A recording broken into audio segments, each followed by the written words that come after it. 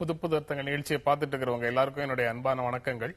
இன்றைய நிகழ்ச்சியில பங்கேற்பதற்காக பத்திரிகையாளர் ஐயநாதன் அவர்களும் சமூக ஆர்வலர் பானுகோம்ஸ் அவர்களும் நம்ம அரங்கத்துக்கு வந்திருக்கிறாங்க. வணக்கம். உறவினர்கள் தாக்கப்பட்டால் அவர் தாக்கியவர்களை திருப்பி தாக்குவதற்கான உரிமை இருக்கு அப்படின்னு உச்சநீதிமன்றம் நேற்று ஒரு தீர்ப்புல சொன்னதாக செய்திகள் சொல்லுது. ராஜஸ்தான்ல பக்கத்து வீட்டுக்காரர் அப்பா அம்மாவை தாக்கியதை பார்த்துட்டு இருந்த பசங்க திருப்பி தாக்கியதை ஒட்டி அவங்க 2 பேருக்கும் அமர்வு நீதிமன்றத்திலையும் உயர் நீதிமன்றத்திலேயே வழங்கிய தண்டனையை ரத்து செய்து உச்சநீதிமன்றம் இந்த கருத்தை சொல்லி தீர்ப்பு சொல்லி இருக்குது. எப்படி பார்க்கிறீங்க? அதை ஒரு நல்ல ஒரு தீர்ப்பாக பார்க்கின்றேன். இதில் நம்ம புரிந்து கொள்ள வேண்டிய ஒரு விடயம் என்னவென்றால், the right to self defence, தற்காத்துக் கொள்வதற்கான உரிமை என்பது ஏற்கனவே இருக்கின்றது. அது இப்பொழுது விரிவு செய்யப்படுத்தப்பட்டிருக்கின்றது. அதாவது உங்களுடைய சொந்த பந்தங்கள், குழந்தைகள், இல்ல பெற்றோர் இப்படி யாராவது தாக்குதலுக்குள்ளானா அந்த இடத்துல நீங்க இடைமறித்து சென்று தாக்கி அவர்களை பாதுகாப்பது, நோக்கம் அவர்களை பாதுகாப்பதாகவும் தன்னை பாதுகாப்பதாகவும் இருக்க வேண்டும். அதுதான் அந்த செல்ஃப் டிஃபென்ஸுடைய மையமான ஒரு இடம். அது வேறு விதமா அவர்களை அச்சுறுத்துவதாக ஆகிவிடக்கூடாது. அப்பொழுது அந்த ஆக்ட் ஆஃப் செல்ஃப் டிஃபென்ஸ் என்பது போய்விடும். எனவே அந்த இடத்தில் இந்த குறிப்பிட்ட வழக்கில் இது மிக மிக முக்கியத்துவம் வாய்ந்தது. இன்னொரு முக்கியமான ஒரு விடயம் என்னவென்றால், பொதுவாக தாக்குதல் என்று வரும்பொழுது நாம் எதிர்த்தாக்குதல் நடத்துவோம் என்கின்ற உணர்வு எதிராளிக்கு அவர் யாராக இருந்தாலும் இருக்க வேண்டும். இது அயல் நாடுகளில் இருக்கின்றது. எனவே வார்த்தையை கூட அவர்கள் கட்டுப்பாடாக பயன்படுத்துகிறார்கள். ஆனால் இந்த நாட்டில் பார்த்தீர்களானால், நமது நாட்டில் பார்த்தீர்களானால் வார்த்தைகள் முதலில் தடிக்கின்றன. தடித்த பிறகு there is no going back என்று சொல்வார்கள். அதற்கு பிறகு அடுத்த கட்டம் அது வன்முறைக்கு போய்விடுகிறது. இந்த மாதிரி இடத்தில் தான் நெருக்கமாக வாழக்கூடிய ஒரு சமூக உறவுகள் மிக நெருக்கமாக இருக்கக்கூடிய இடத்தில் கூட, நாகரிகம் வலுவாக இருக்கக்கூடிய நகர மையங்களிலும் கூட இப்படிப்பட்ட அடிதடிகள் ஏற்பட்டு அது இந்த இடத்தில் பார்த்தால் அந்த தாக்கப்பட்ட அந்த யார் அந்த தற்காப்புக்காக பதிலடி தாக்குதல் பெற்று நடத்தி தண்டனை பெற்றார்களோ அந்த அவருடைய தந்தையார் அந்த காயங்களினால் இறந்து விட்டார். அதைத்தான் உச்சநீதிமன்றம் கேள்வி எழுப்பியிருக்கிறது. உடல் ரீதியான தாக்குதலை நடத்தினா திருப்பி தாக்குறது செல்ஃப் டிஃபென்ஸ், தற்காப்புன்னு சொல்றாங்க.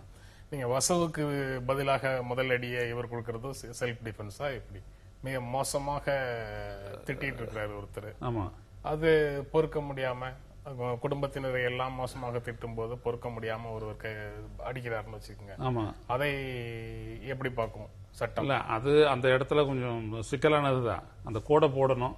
ஏன்னா தாக்குதலுக்கு பதில் தற்காப்பு அப்படின்றது ஒண்ணு வரும்போது அப்ப எதிரில் தாக்குதல் நடத்தினாதான் அதை செய்ய முடியும் அப்படின்றது இம்பரேட்டிவ் அப்படி ஆகி போகுது இந்த சட்டத்தின்படி.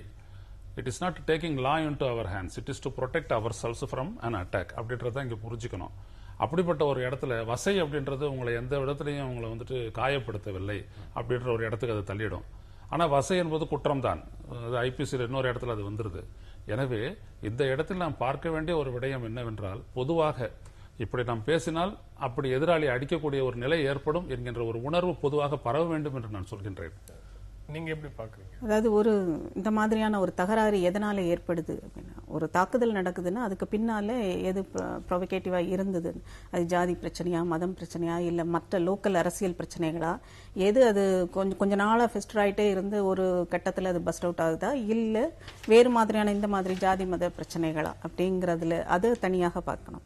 ரெண்டாவது, இந்த செல்ஃப் டிஃபென்ஸ்னு வரும்போது இது புதிதாக இப்போது விரிவுபடுத்தப்படலை. ஜட்ஜி சொல்லியிருக்கிறார், ஏற்கனவே அது இருக்கிறது.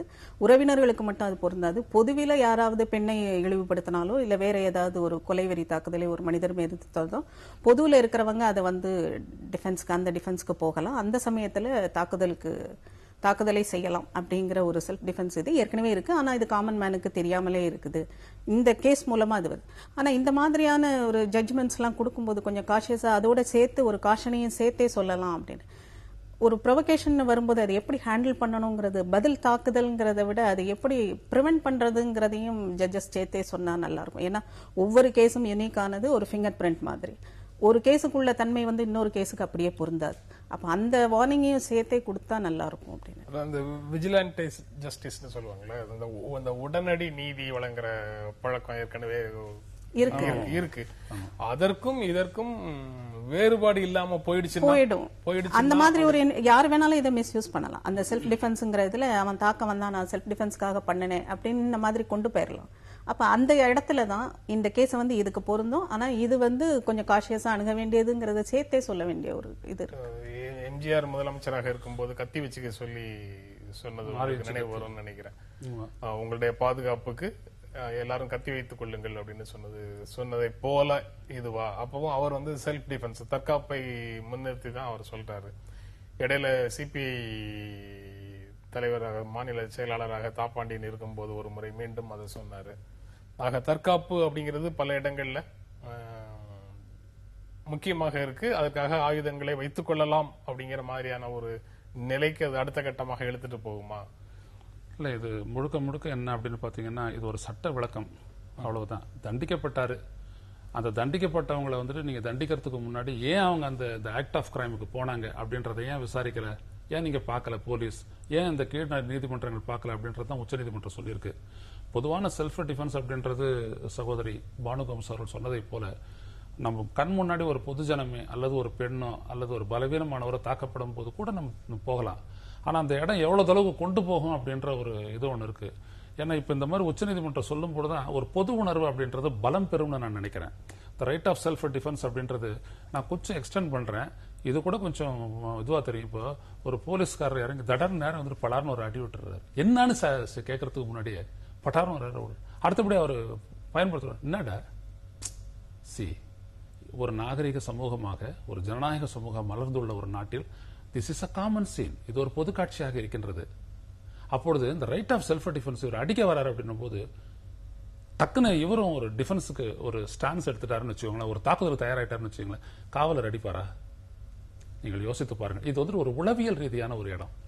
இது ரொம்ப ஒரு டெஃப்ட் ஹேண்ட்லிங் சொல்லுவாங்களே, ரொம்ப நம்ம நுட்பமா அதை கையாள வேண்டிய ஒரு இடம். இது வந்துட்டு an act of self defense, even to protect my self respect I can do that. இப்போ நீங்க முன்னாடி கேட்ட அந்த கேள்விக்கே வரேன். இப்போ என்னுடைய சகோதரியோ இல்லை மற்றவரையோ மனைவியோ யாராவது ரொம்ப வசை மாறி பொழிகிறாங்கன்னு வச்சுக்கோங்களேன், அந்த இடத்துல அவங்க சார்பா நிக்கிறேன் நான். இது கிராமங்கள்ல அடிக்கடி நடக்குது. இப்படி சொன்னா அடிச்சிட்டேன் இல்ல வெட்டிட்டேன் வருதா? அப்போ ஒரு சமூகத்தில் இருக்கக்கூடிய ஒரு பாதுகாப்பை நாம் ஒரு அமைப்பு சார்ந்த போலீஸுக்கு கொண்டு போறோம். ஆனா எல்லா இடத்துலயும் அந்த போலீஸ் நிக்க போறது இல்ல, போலீஸ் பின்னாடி தான் வரப்போகுது சீன் ஆஃப் ஆக்ஷன்ல. அப்படி இருக்கும் போது அல்லது scene of crime what ever, அப்படி இருக்கக்கூடிய ஒரு சூழல்ல ஒரு பொது மனிதன் எப்படி நடந்துக்கணும் அப்படின்னு வரும்பொழுது அவனுக்கான வரையறையை உச்சநீதிமன்றம் இந்த இடத்துல சொல்லியிருக்கு. இதுல நம்ம புரிந்து கொள்ள வேண்டியது என்ன அப்படின்னோம்னா, காட் யுவர் செல்ஃப். நாங்க சர்க்கம் கான்சியன்ட் அப்படின்னுவோம். இந்த பொது இந்த தற்காப்பு கலை எல்லாம் சொல்லும் பொழுது பி சர்க்கம் கான்சியன்ட் அப்படின்னு, எப்பொழுதுமே ஒரு உஷார் நிலையில இரு, அதை வந்துட்டு ஒரு இயல்பாக்கிக்கு அப்படின்னு. அந்த மாதிரி இதை வந்துட்டு ஒரு சமூக வாழ்க்கையில நீ வந்துட்டு be conscious that you have self defence. நீ உன்னை தற்காத்துக் கொள்ள நீ தாக்கலாம் அப்படின்ற தற்காப்புக்கு நீங்க எதை பயன்படுத்தலாம் அப்படிங்கறத பற்றி ஒரு தெளிவு வேணும்ல. அது வந்துட்டு நிச்சயமா நீங்க சொன்ன கத்தி வச்சுக்கலாம்னு சொன்னது வந்துட்டு பெரியார் கூட சொன்னாரு, சட்டத்துக்கு உட்பட்ட 6 இன்ச்சு கத்தியை வச்சுக்கோ அப்படின்னு ஒரு சொன்னாரு. சரி, அப்ப 6 இன்ச்சு கத்தியை வச்சுக்கோன்னு சொன்னாரு. ஆனா அது கத்தியை வச்சுக்கிறதுனாலயே, அப்ப நான் வச்சிருக்கேன் என்கிட்ட ஒரு 6 இன்ச்சு கத்தி இருக்கும் அப்படின்னு தெரிஞ்சதுனாலே அது என்ன டிஃபெண்ட் பண்ணுது.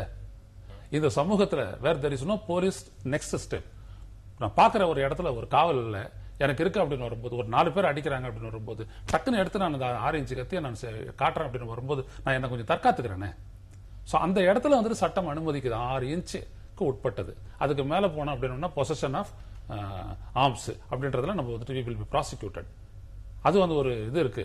எனவே அந்த இடத்துல தான் எம்ஜிஆரும் சொல்லியிருப்பாரு நான் நினைக்கிறேன். அந்த காலகட்டம் எனக்கும் தெரிய நினைப்பு இருக்குது, அப்படிதான் சொல்லியிருக்காரு. நீங்க இது அடுத்த கட்டமாக எப்படி விரிவடைந்து போகும், அல்லது ஏற்கனவே எதுவாக இருந்தாலும் குற்றம் உங்களுக்கு எதிராக நடந்தாலும் கூட நீங்க வந்து காவல்துறையில வந்து புகார் கொடுக்கணும், காவல்துறை வந்து நடவடிக்கை எடுக்கும், விசாரணை செய்யும், நீதிமன்றத்துக்கு எடுத்துட்டு போகும், வழக்கு போடும், நீதிமன்ற விசாரணை நடக்கும், குற்றவாளி தண்டிக்கப்படுவார்கள் அப்படிங்கிற ஒரு நடைமுறையிலிருந்து இது சற்று மாறுபடுகிறது அப்படின்னு சொல்ல முடியுமா? இது அப்படி மாறுபடும் அடுத்தடுத்த கட்டமாக இது எங்கெல்லாம் விரிவாக போகும்?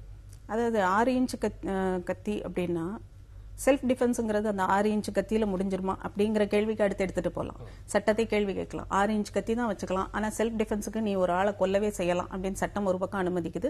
இன்னொரு பக்கம் 6 இன்ச்சு கத்தி தான் அப்படின்னா எனக்கு அந்த 6 இன்ச்சு கத்தி போதுமானதாக இல்லை. ஏன்னா எதிராளி என்னை கொல்ல வருகிற எதிர் வந்து பெரிய பெரிய ஆயுதங்களை வச்சிருக்கிறான்னா எனக்கான செல்ஃப் டிஃபென்ஸ் எந்த அளவில் இருக்கணும். அப்ப இப்படி விரிவுபடுத்திக்கிட்டே போகும். இந்த ஆயுத கலாச்சாரம்ங்கிறது இந்த மாதிரியான நுணுக்கமான விஷயங்கள்ல ஜட்ஜ் ஒரு இதை கொடுக்கும்போது ஒரு பர்டிகுலர் வழக்குக்கான தீர்ப்பாக அதை எடுத்துட்டு நாம பார்க்கலாமே தவிர அது அப்படியே பொதுவில் எல்லாருக்குமான காமன் இதா நம்ம எடுத்துட்டு போனோம் அப்படின்னா நிறைய வரையறைகள், அதாவது ஒரு சட்டத்துக்குள்ள ஒரு சமூகத்தோட செயல்பாடுகளை பெரிய அளவில் கவர் பண்ணிட முடியாது. ஒவ்வொரு வழக்கும் தனி, அதற்கான அப்சர்வேஷன்ஸும் ஜட்ஜ்மெண்ட்ஸும் தனி.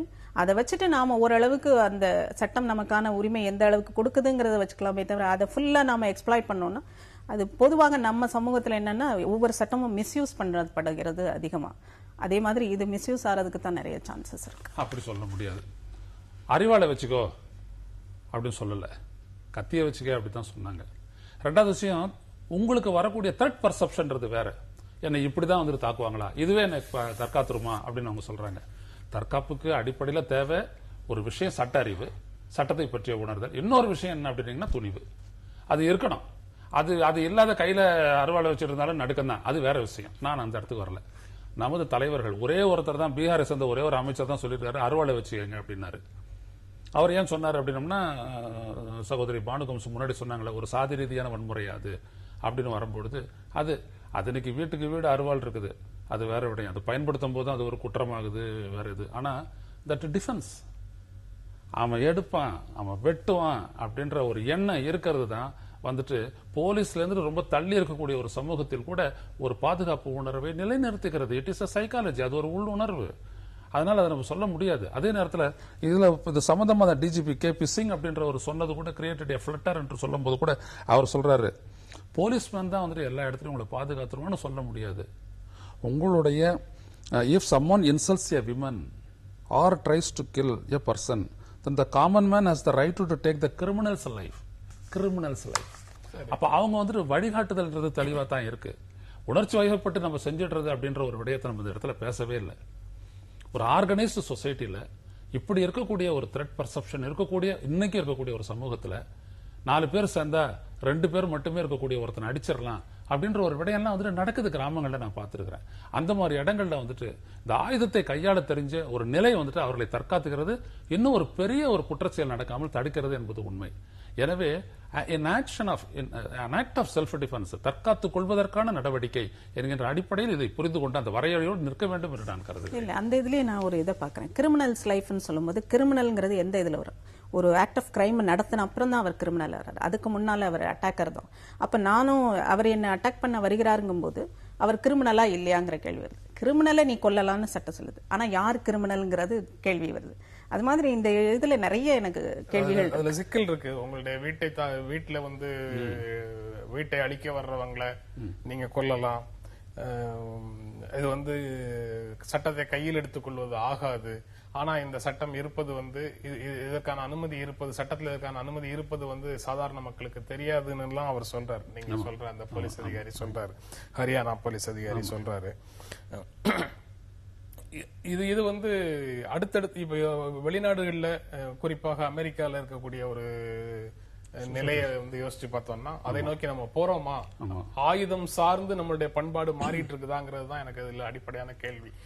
உங்களுடைய வீட்டுக்குள் உங்களுடைய அனுமதி இல்லாமல், உங்களுக்கு சொந்தமான இடத்துல உங்களுடைய அனுமதி இல்லாமல் அத்துமீறி உள்ளே வருபவர்களை உங்களுக்கு சொந்தமான இடத்துக்குள்ள சுட்டுக் கொள்வதற்கு உங்களுக்கு உரிமை இருக்கு.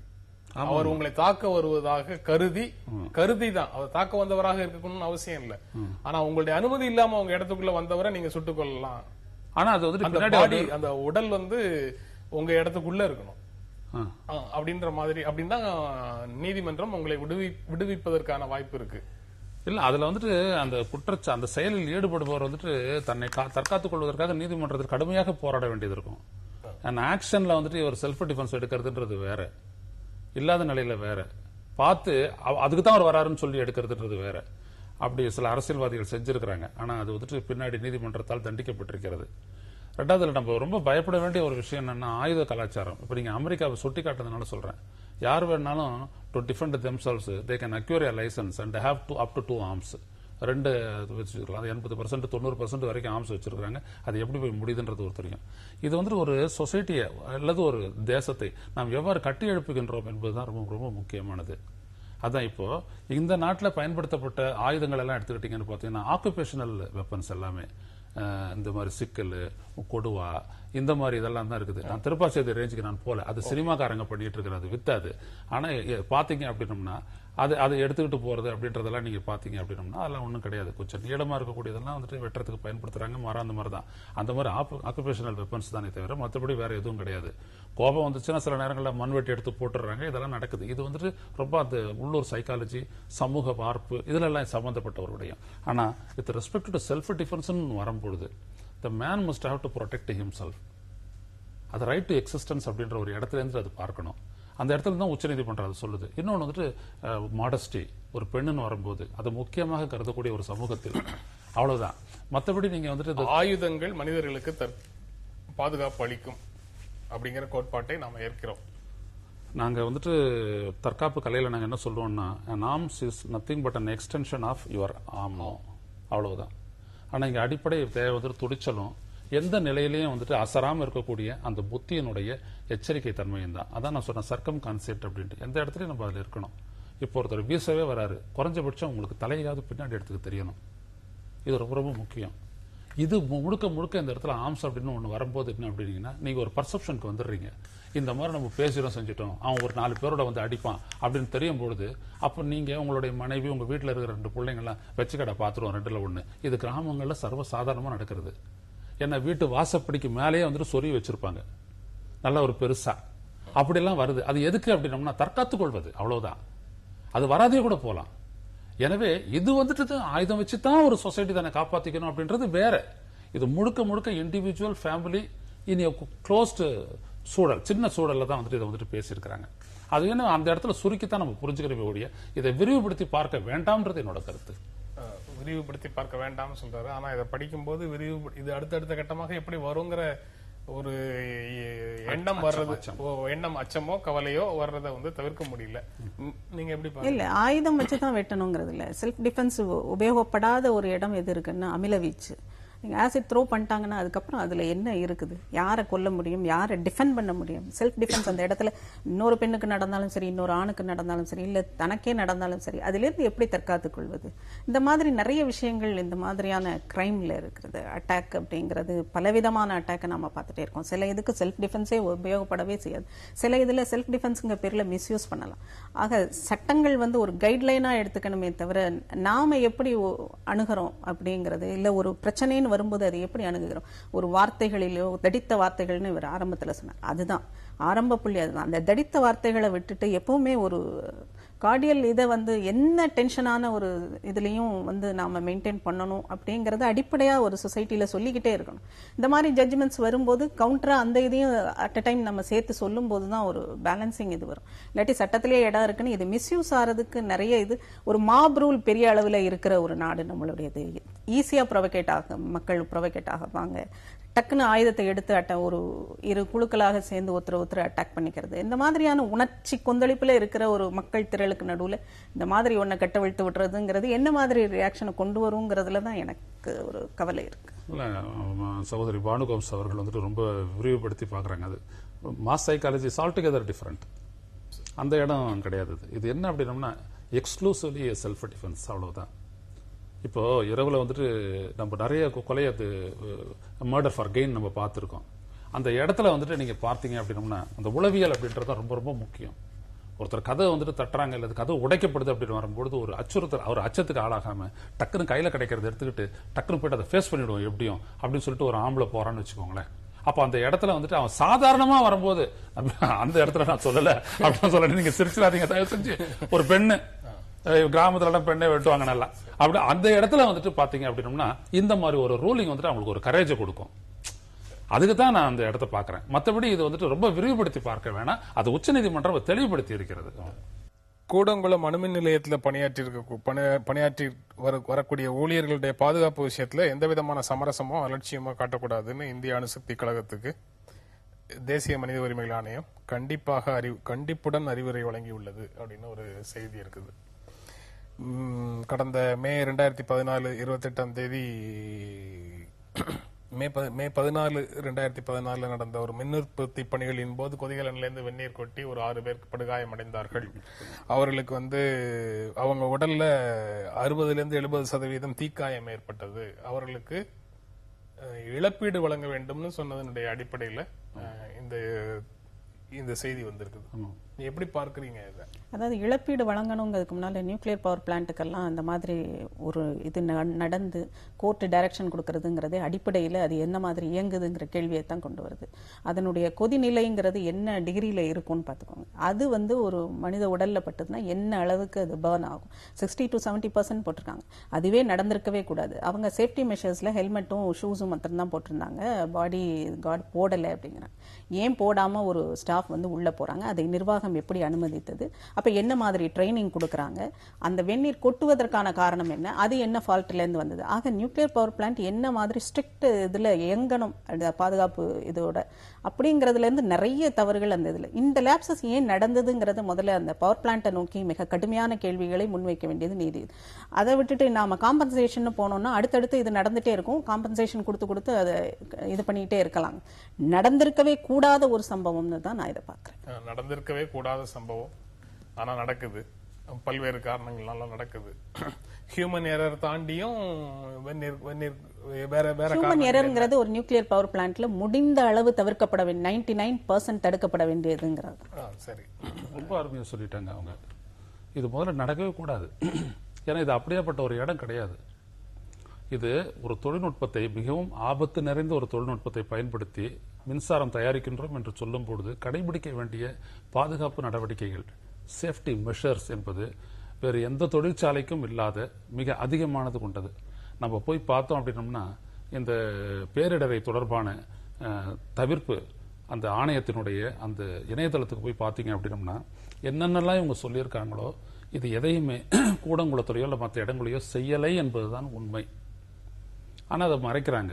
இப்ப இது கூட பாத்தீங்க அப்படின்னோம்னா கசிந்து அவர்களுக்கு 60% 70% காயம் ஏற்பட்டதான். கசிந்து அப்படின்றாங்க.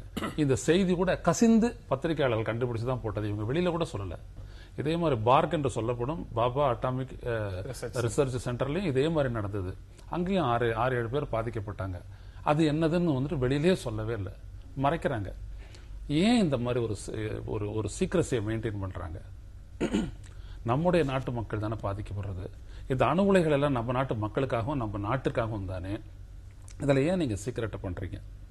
எல்லா ஃபேக்டரியிலும் இருக்கிற மாதிரி நீங்களும் வெளிப்படைத்தன்மையோட நீங்க இருங்களேன், அதை காட்டுங்களேன். ஆனா அதெல்லாம் எதுவுமே செய்ய மாட்டாங்கன்றதையும் மூடி மறைக்கிறாங்க. கல்பாக்கத்துக்கிட்ட சுத்திலும் இந்த மாதிரிலாம் இருக்கு. எதுக்கு நம்ம சொல்றோம் அப்படின்னு நீங்க கேட்டீங்கன்னா, ஒரு ஆபத்தான ஒரு தொழில்நுட்பத்தை பயன்படுத்தி நீங்க மின்சாரம் தயாரிக்க முற்படும் பொழுது அதில் கவனிக்க வேண்டிய இந்த மாதிரி பாதுகாப்பு ஏற்பாடுகளில் நீங்கள் மிகப்பெரிய அளவிற்கு தோல்வியுற்றீர்கள் என்பதுதான் இந்த மாதிரி விபத்துகள் எல்லாம் சுட்டி காட்டுகின்றன. இதெல்லாம் ஒரு இண்டிகேஷன்ஸ் ஆஃப் டேஞ்சர்ஸ், வரக்கூடிய ஒரு மிகப்பெரிய ஆபத்தினுடைய முன் சமீட்சை. இதெல்லாம் இப்படியெல்லாம் இருக்கிறது.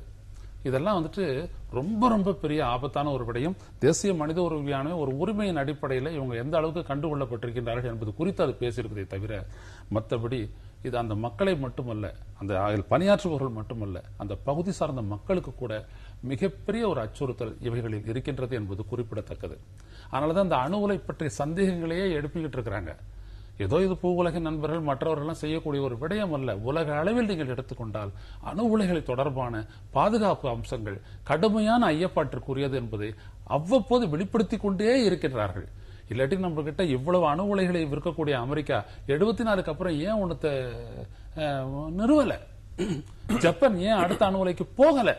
இதெல்லாம் யோசிக்கவே மாட்டேங்கிறாங்க. சொன்னா நம்மள எல்லாம் பார்த்துட்டு இவங்கெல்லாம் அந்த பழமைவாதிகள் அப்படின்னு சொல்றாங்க. ஆனா ஒரு மனித உயிருக்காகவும் மனிதனுக்காகவும் தான் இதெல்லாம் செய்யப்படுது அப்படின்னோம்னா இந்த பாதுகாப்பு குறைபாடுகள் குறித்து அட்டாமிக் எனர்ஜி ரெகுலேட்டரி போர்டு என்று சொல்லக்கூடிய அவர்கள் விளக்கம் அளிக்க வேண்டும். நாங்க பார்த்தோம், நாங்க அவங்களுக்கு சம்பளம் கொடுத்துட்டோம். இது வல்ல பதில். இந்த மாதிரி வார்த்தைகளை போட்டு எதையும் மூடிவிடக்கூடாது. தயவு செய்து விடுத்துக் கொள்ளுங்கள். ஒரு ஆபத்தான ஒரு தொழில்நுட்பத்தை முழுமையாக பாதுகாப்புடன் கையாளக்கூடிய திறனை நாம் பெற்றிருக்கவில்லை என்றால் தயவு செய்து அந்த தொழில்நுட்பத்தில் இருந்து நாம் தூர விலக வேண்டும். இதைத்தான் எங்களை போன்றவர்கள் சொல்லுகின்றோம். ஆனால் இது அறிவியலுக்கு அப்பாற்பட்ட சொற்கள் என்று நீங்கள் பார்க்கின்றீர்கள். இது எல்லோருக்கும் ஆபத்தாக முடியும் போதுதான் நீங்கள் கண்விழிப்பீர்களா என்று நாங்கள் கேட்கின்றோம். இது மனிதர்களை நடத்தக்கூடிய விஷயம் தொடர்பாக இது சொல்றாங்க. அதாவது அந்த பதில், அவங்களுக்கு இலவச சிகிச்சை கொடுத்துட்டோம், ஊழியர்கள் 3 வேலைக்கு வர இயலாத போதும் அவங்களுக்கு சம்பளம் கொடுத்துட்டோம், அப்படின்னு சொல்றதெல்லாம் பெரிய சலுகைகள் இல்ல, அவங்களுக்கு உரிய பாதுகாப்பை கொடுக்கணும் அப்படின்னு சொல்றாங்க. நீங்க சொல்றது விதிகளை கடைபிடிக்காத நபர்கள் தொடர்பானது. அதை தாண்டியும் வேறு புகார்கள் இருக்கு. ஏன் சுட்டி காட்டின மாதிரி உதிரி பாகங்கள்ல இருந்து பல்வேறு விஷயங்கள்ல ஊழல் இருந்தது. அதனால அது எல்லாமே சரியான நிலையில இல்ல, அதனால எச்சரிக்கையாக இருங்க, அதை மூடுங்கன்னு சொல்லி அணுசக்திக்கு எதிரான மக்கள் இயக்கம் தொடர்ந்து குரல் கொடுத்துட்டு இருக்காங்க. ஒரு கேஷுவல்னஸ் இருக்குன்னு சொல்றீங்கல்ல, அது இந்த மாதிரி இடங்கள்ல இருக்கிறது இன்னும் பயங்கரமான ஆபத்துகளை கொண்டு வந்து சேர்க்குமோங்கிற அச்சம் இயல்பாக மக்களுக்கு வர்றது. ஆமா, எல்லாருக்கும் இருக்கு. ஏன்னா நம்மளுடைய நிர்வாகம் இல்ல, நாம ஒரு விஷயத்தை அணுகிற அந்த நம்மளுடைய அவுட்லுக் இல்ல நம்ம அப்ரோச், அது எல்லாமே ஊழல்ங்கிறது ஒண்ணு. ஊழல்னால என்ன மாதிரி இருக்குன்னா, ஒரு பணியை எப்படி செய்யணுமா, டெய்லி அந்த ட்ரில் சேஃப்டி ட்ரில் ஒரு பர்சன் கூட பிசகாம டெய்லி அந்த இன்டென்சிட்டியோட நடக்க வேண்டிய ஒரு இடம் நியூக்ளியர் பவர் பிளான்ட். ஆனா மத்த இதுல நாம எப்படி நம்மளுடைய அப்ரோச் எப்படி இருக்கு, ஒரு ரூல்ஸை நாம பின்பற்றதே கிடையாது. எவ்வளவு தூரம் ரூல்ஸை இது பண்ண முடியுமோ அந்த மாதிரி ஃப்ளோட் பண்ணி தான் பண்றோம். அப்ப அதே ஆட்டிடியூடோட நாம ஒரு நியூக்ளியர் பவர் பிளான்ட்டையும் நிர்வாகம் பண்ண போறோமா அப்படிங்கறது தான் கேள்வி. அதுல உதிரி பாகங்கள் சரியில்லை, அது எல்லாமே அந்த இதுல இருந்து ஆரம்பிக்கிறது தான். நியூக்ளியர் பவர் பிளான்ட்ங்கிறது அதற்கு ஸ்ட்ரிக்ட் ரூல்ஸோட எந்த விதமான காம்ப்ரமைசஸும் இல்லாம நீங்க நடத்த வேண்டிய ஒரு கட்டாயம் இருக்கு. அதுல நீங்க காம்ப்ரமைஸ் பண்ணும்போது இந்த மாதிரியான விஷயம் இதை அப்படி கடந்து போகக்கூடிய விஷயங்கள் இல்லை. இது ஏன் நடந்ததுங்கிறதுக்கான சரியான விளக்கம் தேவை. இந்த மாதிரி இன்னொன்னு நடக்காதுன்னு. ஆனா நடக்கும் போதெல்லாம் காம்பன்சேஷனை கொடுத்து இது பண்றதுங்கிறது தான் அந்த நியூக்ளியர் பவர் பிளான்ட்டே நமக்கு தேவையா, அந்த மாதிரி ஒரு எனர்ஜி நமக்கு தேவையாங்கிற கேள்வியில நிக்குது. சயின்டிஸ்ட் அது இல்ல, எல்லா இதுலயும் பாதுகாப்பு குறைபாடு இருக்கு, லாபத்து இருக்குங்கிற மாதிரி இதுலயும் ஒரு ஆபத்து இருக்குது. ஆனா நாம அதை கடந்து சேஃப்டி மெஷர்ஸோட நாம பண்ணலாம் அப்படின்னு சொல்வதாக இருந்தா நாம எந்த அளவுக்கு நிர்வாகத்துல திறமையானவர்களாக இருக்கிறோம்ங்கிறது முக்கியம், ஊழலற்ற நிர்வாகத்துல. அப்ப அதையும் ஃப்ளோட் பண்ணி இந்த இதையும் நாம சொல்லும் போதுதான் இந்த மாதிரி பிரச்சனைகள்லாம் வருது. 15வது சட்டப்பேரவையினுடைய முதல் கூட்டத்தொடரை ஆளுநர் ரோசையா உரையாற்றி நேற்று தொடங்கி வைத்தார். தமிழக அரசுக்கான நிதி ஆதாரங்களை பெருக்க தாது மணல் விற்பனையை நேரடியாக அரசை ஏற்று நடத்தும் அப்படின்னு அவருடைய கொள்கை அறிவிப்பு வந்திருக்குது. நீங்க எப்படி பாக்குறீங்க? அது வச்சு ஒன்றும் புரிஞ்சு கொள்ளக்கூடிய அளவிற்கு அந்த செய்தி இல்லை. பொதுவாகவே நேற்று கொடுத்த அந்த ஆளுநர் உரையில நீங்க பாத்தீங்க அப்படின்னம்னா எல்லாமே ஒரு சிறிய ஒரு குறிப்புகளாகத்தான் இருக்கின்றன ஒழிய எதை எவ்வாறு சாதிக்கப் போகின்றோம் என்கின்ற அந்த வழிமுறை ரோட் மேப் என்பது இல்லை. அப்படியெல்லாம் அவங்க சொன்னா தான் புரியும். ஏன்னா அந்த தாது மணல் எடுப்பு அப்படின்றதுக்கான உரிமம் மத்திய அரசு வழங்குது.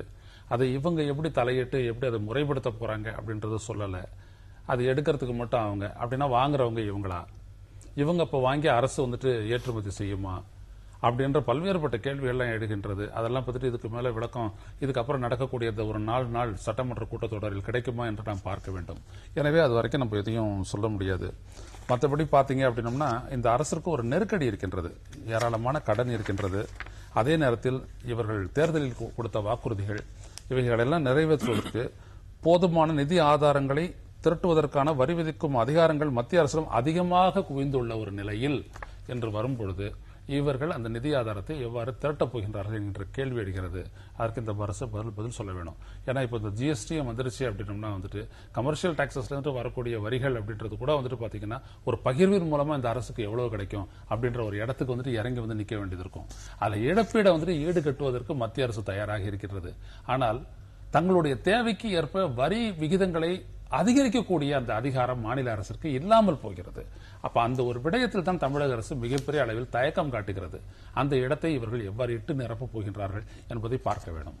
நீங்க எப்படி பாக்குறீங்க? ஆமா, அந்த ரெவென்யூ ஜெனரேஷனை பொறுத்து தான் இந்த திட்டங்கள் எல்லாம். ஒரு ரோட் மேப்னு ஒண்ணு இல்லை, அது கரெக்ட் தான். அந்த கிரானைட் கொள்கை, புதிதான கிரானைட் கொள்கை அப்படின்னு சொல்றாங்க. அதே மாதிரி தாது மணல், அதெல்லாம் எப்படி அவங்க செயல்படுத்த போறாங்க அப்படிங்கறது இனி விவாதம், ஆக்கப்பூர்வமான ஒரு விவாதம் நடந்தால் ஒழிய நமக்கு தெரிய போறது இல்லை. அது நடக்குமாங்கிறது சபை இதுவரை இருந்த சபை நடவடிக்கைகளை வச்சு பார்க்கும்போது எந்த அளவுக்கு ஆக்கப்பூர்வமான ஒரு விவாதம், முழுமையான விவாதம் எவ்வளவு நடக்கும் அப்படிங்கறதும் டவுட்ஃபுல்லா தான் இருக்கு. நீங்க விலையில்லா திட்டங்களும் தொடரும் அப்படின்னு சொல்லி அறிவிப்புல சொல்லுது. ஆடு மாடு உட்பட வேட்டி சேலை, பசுக்கள், ஆடு மாடுகள் உட்பட பொதுமக்கள் பயன்பெறும் வகையில விலையில்லா திட்டங்கள் தொடர்ந்து செயல்படுத்தப்படும். அம்மா மருந்தகங்கள், உணவகங்கள் எல்லாமே தொடரும் அப்படின்னு சொல்றாங்க. நீங்க கடன் பற்றி சொல்றீங்க. உடனடியாக எல்லாரும் ஆமா. இதைத்தான் வந்து உடனே குறிப்பிடுவாங்க. இலவசங்களால தான் எல்லாமே ஆச்சு அப்படின்னு சொல்ல போறாங்க. அப்படி நான் சொல்ல மாட்டேன். நான் தேர்தல் பரப்புரையில் ஈடுபடும் போது 2011 ஈடுபடும் பொழுது திராவிட முன்னேற்ற கழகம் வந்துட்டு மக்களுக்காக செய்யக்கூடிய 39 திட்டங்களுக்கான பணம் வந்துட்டு இந்த சாராய மக்களை கொல்லுகின்ற மது விற்பனையால் வரக்கூடிய ஆயத்தீர்வையின் மூலமும் விற்பனை வரியின் மூலமும் தான் அரசு கிடைக்கக்கூடிய வருவாயிலிருந்து செய்கின்றது என்று நான் சொல்லிட்டேன். மற்றபடி பொது மற்ற துறைகளில் இருந்து உதாரணத்துக்கு கமர்ஷியல் டாக்ஸஸ், வணிக வரி போன்ற வரிகள்லாம் வர்றதுல வந்துட்டு பாத்தீங்கன்னா பெருமளவுக்கு நம்ம சம்பளம் கொடுத்துறோம். இன்னைக்கு 36,000 கோடி இந்த அரசு ஊழியர்களுக்கு கொட்டி கொடுத்து கொண்டிருக்கின்றோம். அதுல எவ்வளவு பெனிஃபிட் வந்துச்சு அப்படின்றத வந்துட்டு பெரிய அளவு பகுப்பாய்வு செய்து நம்ம ஒப்பிட்டு பார்க்க வேணும். அதெல்லாம் அந்த மாதிரி இருக்குது, அது வேற. ஆனா கடன் அப்படின்ற ஒரு விடயம் எந்த அளவுக்கு அழுத்துது அப்படின்னு நீங்க பாத்தீங்க அப்படின்னம்னா, இவங்களால புதிதாக பொருளாதாரத்தை மேம்படுத்தக்கூடிய திட்டங்களை நிறைவேற்றுவதற்கு முடியாத ஒரு நிலையில் இந்த அரசு இருக்கின்றது. இப்ப நீங்க மின்சார வாரியம்னு எடுத்துட்டு பாத்தீங்கன்னா 96,000 கோடி கடன். அதான் இங்க முக்கியம். இதுவரைக்கும் நீங்க பாத்தீங்க அப்படின்னா இவங்க சொல்றாங்க மின்மிகை மாநிலமாக தமிழ்நாடு மாறிவிட்டது என்று பரப்புரை செய்தார் தமிழ்நாட்டின் முதலமைச்சர். அது இல்லை என்று நாங்கள் பேசினோம், ஊடகங்களில் பேசினோம், வெளியிலும் நாங்கள் பேசினோம்.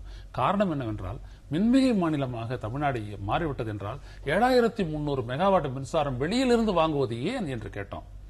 வெளியிலிருந்து வாங்கக்கூடிய மின்சாரத்தை வந்துட்டு தமிழ்நாட்டினுடைய ஒட்டுமொத்த மின் உற்பத்தியாக காட்டுவது எவ்வாறு சரியாகும் என்று கேட்டோம். கெப்பாசிட்டி அடிஷன் என்பதே இல்லை, மின் உற்பத்தி திறன் என்பது மேம்படுத்தப்படவே இல்லை.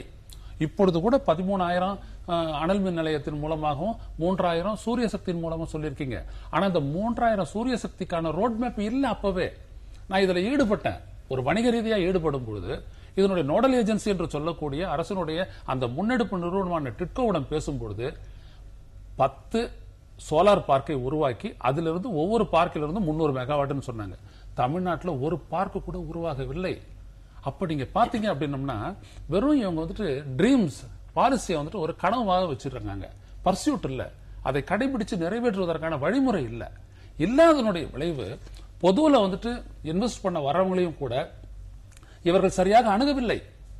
அணுகாத காரணத்தினால் இன்றைக்கு பாத்தீங்கன்னா சோலார் திட்டத்தை அறிவித்த காலத்திலிருந்து இது வரைக்கும் பாத்தீங்கன்னா ஒரு 10 மெகாவாட் மின்சாரம் கூட தமிழ்நாட்டுக்கு இன்னும் கிடைக்கல. இதுதான் இங்க முக்கியம். நீங்க வந்துட்டு சில வார்த்தைகளை மட்டும் இங்க சொல்லிட்டு இருக்கீங்க. இது வந்துட்டு எந்த இடத்துலையும் நிறைவு தராது. இதற்கான ரோட் மேப் எவ்வாறு நீங்கள் செயல்படுத்த போகிறீர்கள் என்கின்ற அந்த திட்ட அறிக்கையை அல்லது அந்த செயல் திட்டத்தை நீங்க அறிவிக்க வேணும். இது போன்ற அறிவிப்புகள் தான் வந்து என்னென்ன செய்ய போறோம் ஓராண்டு காலத்துல அப்படிங்கறத பற்றி தான் வந்து ஆளுநர் உரைக்குள்ள இருக்கும். முழுக்க முழுக்க அது எவ்வாறு செயல்படுத்தப்படுங்கிற மாதிரியான விரிவான அறிக்கையாக அந்த உரை இருக்காது அப்படிங்கிறது ஒரு புரிதல். அப்படி இருக்கும்போது இதை பற்றி இதையெல்லாம் எவ்வாறு செய்வீர்கள் அப்படின்னு சொல்லி கேட்கிறது வந்து எவ்வளவு தூரம் சரியானது? அது ஃபேக்ட்ஸ் அடிப்படையில தானே கேக்குது. சும்மா கவர்னர் உரையில அதெல்லாம் இல்லைன்னு சொல்லி கேட்கல. இதையெல்லாம் செய்யறோம்னு சொல்லும் போது இந்த மாதிரி நிலை இருக்கிறது, இதுல நீங்க எப்படி நிறைவேற்ற போறீங்கிற கேள்வி எல்லாருக்கும் கேட்கறதுக்கான உரிமை இருக்கிறது, அதற்கான தளமும் தான் இருக்குது. மின்சாரம் பத்தி அவர் சொல்லும்போது தமிழ்நாடு ஐஐடி மெட்ராஸ்ல வந்து இந்த சோலார் இதை வந்து டிசி டெக்னாலஜி மூலமா ஒவ்வொரு தனி இண்டிவிஜுவல் வீடுகளுக்கும் கூட ஒரு கிராமத்தையே கவர் பண்ணி கொடுக்கலாம், ரொம்ப சீப்பான ஒரு மின் கட்டணத்தோட அப்படிங்கிற மாதிரி ஒரு டெக்னாலஜி புதுசாக கிரியேட் பண்ணியிருக்காங்க. ஆனால் அது வந்து ராஜஸ்தானில் ஒரு 300 வீடுகளுக்கு ஒரு கிராமத்தில் அதை ட்ரையல் பண்ணி பார்த்து அது சக்ஸஸ்ஃபுல்லாக இருக்குங்கும்போது ஹரியானா, ராஜஸ்தான் எல்லா மாநிலங்கள்லையும் இப்போ அந்த டெக்னாலஜியை பயன்படுத்தி ஒவ்வொரு கிராமங்களையும் இந்த மெயின் இதிலிருந்து மாற்றி ரொம்ப சீப்பான ஒரு மின் இதுக்கு மாற்றுறாங்க. அப்போ அதே டெக்னாலஜியை இங்கே தமிழ்நாடு கவர்மெண்ட்டில் கேட்கும்போது தமிழ்நாடு கவர்மெண்ட் அதுக்கு பாசிட்டிவான பதில் சொல்லலை அப்படிங்கிறது தான் ஃபேக்ட்.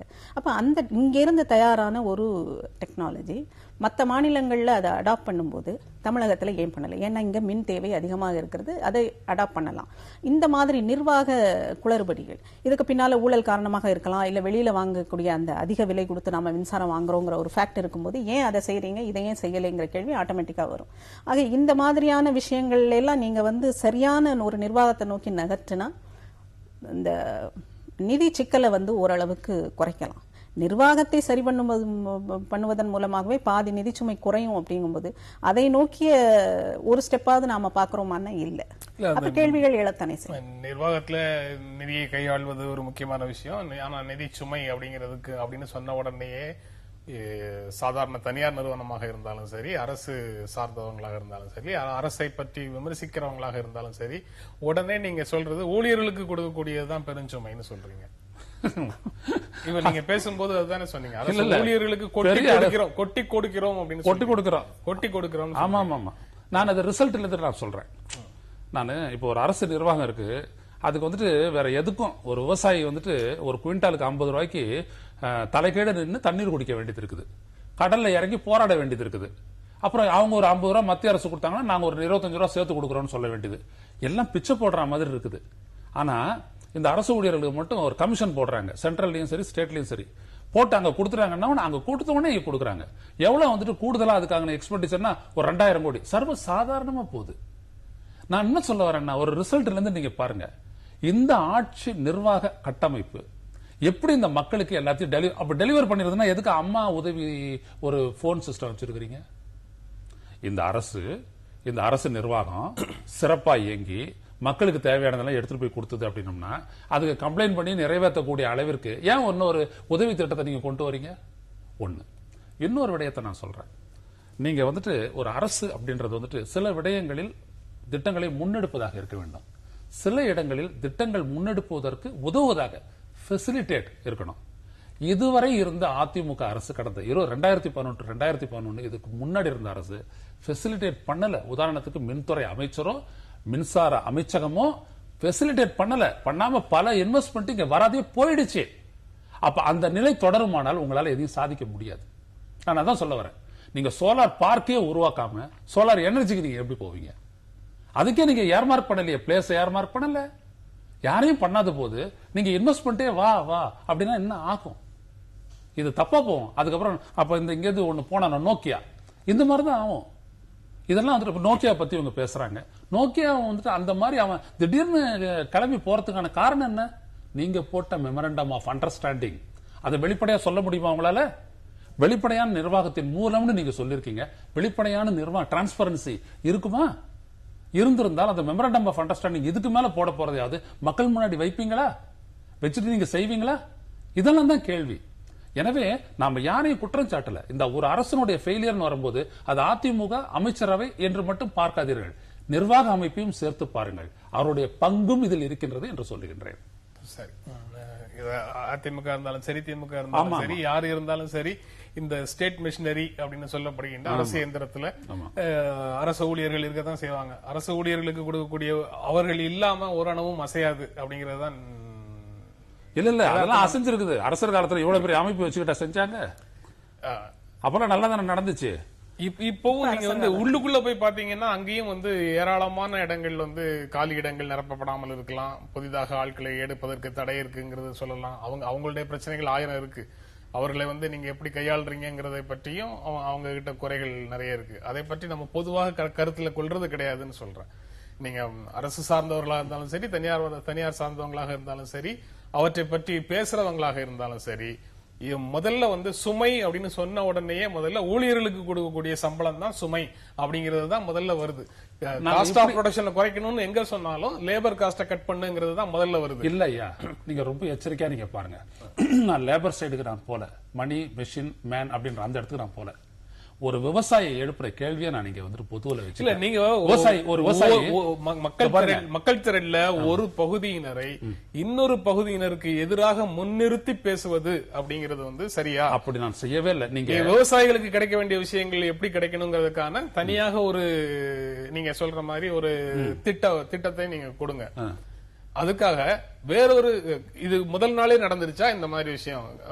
பே கமிஷன் போட்டு உடனடியாக மேல இருந்து கீழே வரைக்கும் உடனடியாக இம்ப்ளிமெண்ட் ஆயிடும் அப்படிங்கிற மாதிரியான விஷயங்கள்லாம் முதல் நாளே நடந்துருச்சா? அது வந்து ஒரு சிஸ்டம் எவால்வ் ஆகி நிக்குது.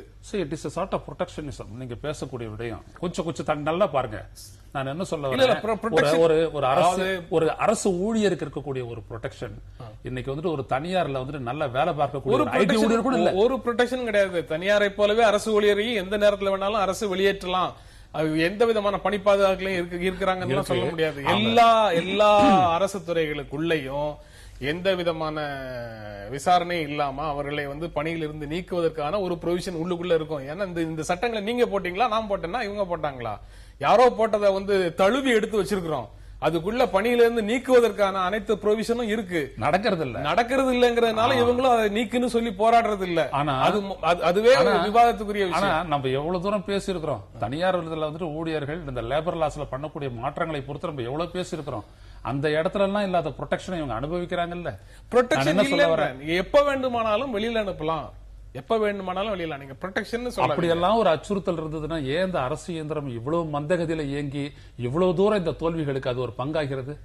அரசு இயந்திரத்தை இயக்குபவர்கள் சரியில்லை. முறையாக வேலை வாங்க யாரு செய்யணுமோ அவங்க செய்யறாங்களா இல்லையாங்கிறதுல நீங்க வாங்க. ஒரு மெஷினுக்கு நீங்க சொல்லக்கூடியதை நீங்க மனிதர்களுக்கு சொல்ல முடியுமாறாம்? ஒரு மெஷினை வந்து நல்லா பராமரிச்சு சொல்லக்கூடிய வார்த்தையை மனிதர்களுக்கு சொல்லாத. இவ்வளவு தூரம் ஏங்கி இருக்குல்ல, இவ்வளவு தூரம் நடந்திருக்குல்ல, ஏங்கிட்டு இருக்குது, அதனால அதை குறை சொல்லாதீங்கன்னு குறை சொல்லாதீங்கன்னு இல்ல, அத வந்து சுமைன்னு சொன்னாலே முதல் பார்வையாக அங்க கொண்டு வந்து நிக்காதீங்கன்னு சொல்றேன். நான் சுமை என்று சொல்லவில்லை, நான் மறுபடியும் சொல்லுகின்றேன், அதிலிருந்து கிடைக்கக்கூடிய பலன் என்கின்ற இடத்திலிருந்து அதனுடைய செயலை நான் பார்க்கின்றேன். இந்த பலன் என்பது சரியாக கிட்டி இருக்குமானால் இந்த அரசு ஒரு திட்டத்தை அறிவிச்சது சோலாருக்கு. இது அரசு எந்திரத்தினுடைய பங்கு என்ன நீங்க சொல்லுங்க. சரி, நீங்க தானே தீட்டி கொடுத்த, நீ என்ன செஞ்சான்னு நான் அந்த நோடல் ஏஜென்சியை நான் கேட்கறதா சொல்லுங்க. சரி, யாரையும் எக்ஸானரேட் பண்ண தயாரா இல்ல, விட்டுவிட தயாராக இல்லை. பொறுப்புகளை நீங்கள் நிறைவேற்றவில்லையே என்பதை நான் கேள்வியாக எழுப்புகிறேன். திரும்பவும் வந்து இருக்கக்கூடிய அரசு துறை நிறுவனங்கள் எல்லாமே விதிக்கப்பட்ட விதிகளின்படி சுதந்திரமாக செயல்படுவதற்கான முறைமை இருக்கா இங்க அப்படிங்கறதுல இருந்து நீங்க திரும்பவும் பேச வேண்டியது வரும். நம்ம பேசுறது எதுவுமே வந்து ஒரு வரி 2 வரியில பேசிட்டு போகிற விஷயம் ஒரு பக்கம் சார்ந்ததும் அல்ல, ஒரு பக்கம் சார்ந்ததும் அல்ல. நீங்க எப்படி பார்க்கறீங்க? இல்ல, அவர் சொன்னதை நான் முற்றிலுமா மாறுபடுறேன். அதாவது அரசு எந்திரம் சரியாக, அரசு நிர்வாகம் சரியாக இயங்கலை அப்படின்னா இயக்குபவர்கள் சரியில்லைங்கிறது தான் அடிப்படை. தொடர்ந்து இத்தனை வருடங்களாக, சுதந்திர இந்தியாவுக்கு பின் இத்தனை வருடங்களாக அரசு இயந்திரம் தட்டுத்தடுமாறி தான் செயல்படுகிறது அப்படின்னா அப்ப அதை நிர்வகிக்கிற இடத்தில் இருப்பவர்கள், வழிநடத்த வேண்டியவர்கள் சரியானவர்களாக இல்லை, வழிநடத்த தெரியாதவர்களாக இருக்கிறார்கள், இல்லை இன்டென்ஷனலா அதை சரியா வழிநடத்தாம ஊழல் வயப்பட்டதாக மாற்றுகிறார்கள். அரசு இயந்திரம்ங்கிறது அதிகாரம் சார்ந்தது, அரசியல்வாதிகள் மட்டுமல்ல, அரசு எந்திரமும் அதிகாரம் சார்ந்தது. அப்ப அதை வந்து அதற்குண்டான அத்தனை பெர்க்ஸோடையும் தான் அது வந்து இயங்கும். ஆனா அது சரியான முறையில் இயங்கணும். அதுக்கு இ கவர்னன்ஸ், இன்னைக்கு டெக்னாலஜி எவ்வளவோ வளர்ந்துச்சு, ஒன்னும் வேண்டாம். இப்போதான் மத்திய அரசிலேயே இந்த பயோமெட்ரிக்ஸ் வந்து கொண்டு வந்து அரசு ஊழியர்கள் எல்லாம் சரியான நேரத்துக்கு அரசு ஊழியர்கள் வரணுங்கிறத இன்சிஸ்ட் பண்றதுக்கு பயோமெட்ரிக்ஸை கொண்டு வந்து இன்சிஸ்ட் பண்ணும்போது அந்த இடத்துல ஒரு பெரிய எதிர்ப்பு வருது, ஒரு இது வருது, எரிச்சல் வருது. இத்தனை நாளைக்கு 11 மணிக்கு வந்துட்டு இருந்தோமே, இன்னைக்கு 9 மணிக்கே 10 மணிக்கே சீட்ல இருக்க வேண்டியிருக்கிறேங்கிற எரிச்சலை தாண்டி இந்த டெக்னாலஜியை யூஸ் பண்ணி அவங்களை எல்லாம் ஒரு டிசிப்ளின்குள்ள கொண்டு வர வேண்டிய ஆரம்ப கட்டத்துல தான் நாம இன்னும் இருக்கிறோம். அப்ப இ கவர்னன்ஸ்ல இன்னைக்கு மத்திய அரசுல பியூஷ் கோயல் இது ட்வீட் பண்ணிட்டே இருக்காரு, அரசுட்ட இத்தனை மின்சாரம், இவ்வளவு அளவு மின்சாரம் இருக்கு, அதனுடைய விலை இவ்வளவு, அப்படி நீங்க வாங்குறவங்க தேவைப்படுகிற வாங்க. அந்த மாதிரியான வெளிப்படையான ஒரு இ கவர்னன்ஸை தமிழக அரசு தன் மட்டத்தில் நிர்வாக அளவில் செய்யும் போதுதான் ஓரளவு என்ன நடக்குதுங்கிறது மக்களுக்கு தெரியும். நீங்க சொல்றதும் சொல்றதுலயும் நானும் உடன்படுறேன். அரசு ஊழியர்கள் சிறப்பாக செயல்படுகிறார்கள், மிகச்சிறப்பாக செயல்படுகிறார்கள் எல்லாம் சொல்வதற்கு எதுவும் இல்லை. ஆனா பென்னி வைஸ் பவுண்ட் ஃபூலிஷ்னு சொல்ற மாதிரி எங்கெங்கயோ அரசினுடைய பணம் வந்து மக்களுடைய வரி பணம் எங்கெங்கயோ போயிட்டு இருக்கும் போது முதல் பார்வையாக ஊழியர்கள் மேல வந்து உங்களுடைய பார்வையை திருப்பினதுக்காக தான் இவ்வளவு நேரம் பேசினேன். இவ்வளவு காலமா நம்ம அரசு தலைமையை மட்டுமே சொல்லிக்கிட்டு இருந்தோம். நான் கவர்னன்ஸ் என்பது ஆட்சி நிர்வாக அமைப்பு 2 சேர்ந்ததுதான் சார். ஆனா அந்த நிர்வாக அமைப்பு என்பது பொறுப்பற்று செயல்பட்டு கொண்டிருக்கிறது என்பதனை நான் சுட்டிக்காட்டிவிட்டேன். அந்த நிர்வாக அமைப்புங்கிறது ஊழியர்கள் மட்டுமல்ல, இயக்குபவர்களும் சேர்த்து. தொடர்ந்து பேசுவதற்கு நேரம் இல்லை. நிகழ்ச்சியில் பங்கேற்று உங்களுடைய கருத்துக்களை பகிர்ந்து கொண்டதற்கு எங்கள் நெஞ்சார்ந்த நன்றி. மீண்டும் சந்திப்போம். நன்றி, வணக்கம்.